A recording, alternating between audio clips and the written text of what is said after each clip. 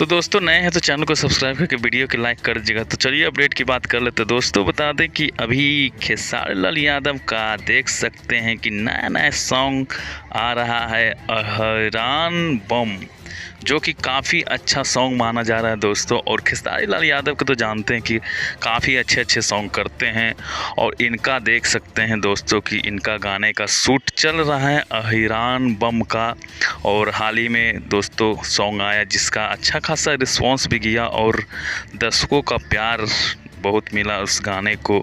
और अहिरान बम में देख सकते हैं कि ये गाना बदनाम इंटरटेनमेंट से गाना रिलीज होने जा रहा है दोस्तों, और बहुत ही जल्द आप लोगों के बीच ये गाना मौजूद होगा। और खेसारी लाल यादव अभी शूटिंग में व्यस्त हैं।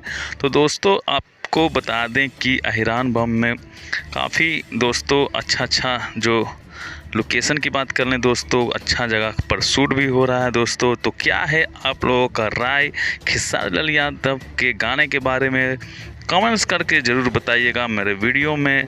और दोस्तों मिलते हैं नेक्स्ट वीडियो में। जय